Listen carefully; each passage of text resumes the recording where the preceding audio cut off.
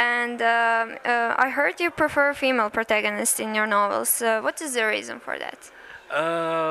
Because, well, I can I can give you two answers. The official answer, actually, the real answer is because, but it's kind of serious, is that in any story, because of the world we live in, it is much harder for women to achieve things than it is for men. There is I mean, patriarchy is the default state.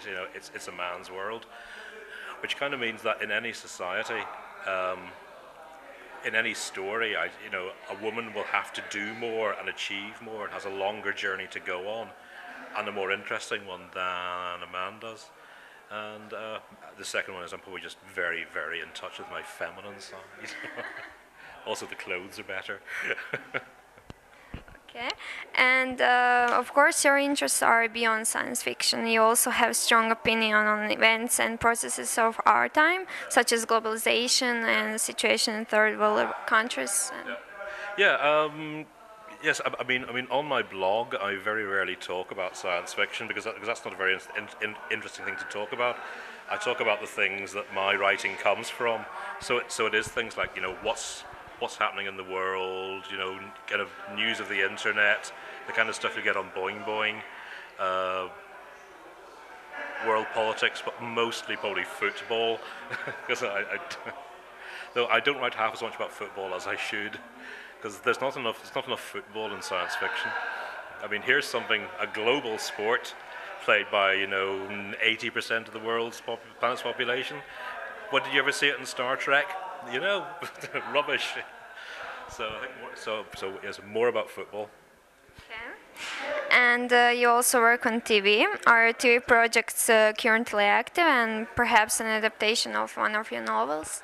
No, I work across a couple of I work for a independent television production company in Northern Ireland part-time, and my job is developing ideas. Television eats up ideas. You only get one in every 50 program ideas you pitch. You get one of them. So you're constantly coming up with ideas for programs. And in a sense, there are kind of no new ideas. So it's kind of putting things together, mashing them up, taking a bit of that and a bit of this and putting them all together and trying to get a new angle on stuff. But it's quite fun, and it does kind of give me,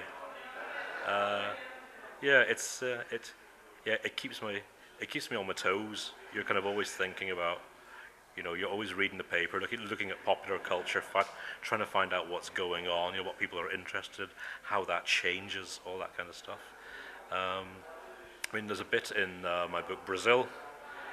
One of the characters, she's a television producer, and she has all these terrible TV shows she's pitched, and I've pitched all those shows myself, and they are some of the worst programs you can imagine.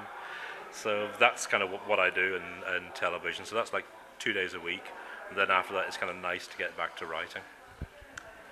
And are you preparing a new novel or another project? I've got a couple of projects. I'm trying to get a kids book series, science fiction kids book series, of which there aren't too many. There's a lot of fantasy. There's not that much science fiction.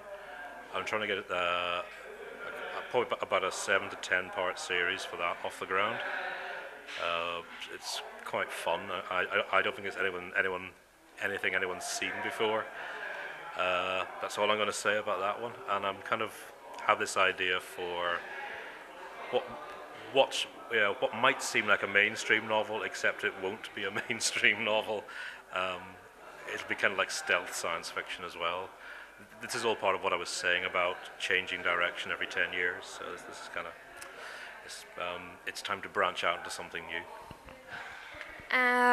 Croatian audience is not yet completely familiar with your work. Do you have a message for Croatian readers, future readers? Future writers? For future writers is write.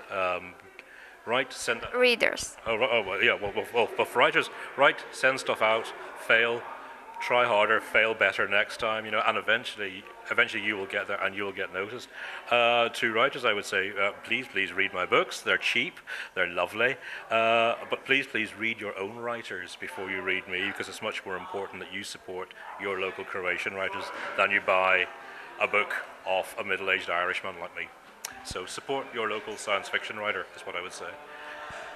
In the end, there's one science fiction question. If you could push a scientific discipline or some kind of technology 100 years into the future, what would you choose? What kind of technology would I like? Immortality would be quite nice at the moment. Actually, I wouldn't mind some of that. No, I turned 50 about a month ago, and you kind of go, oh my God, I've only got this much left to go. So that's kind of something I would like. Something I wish we all had was personal anti-gravity. I think that would be great fun. Just fly anywhere. Does that kind of answer the question? Yes, it is. Thank you.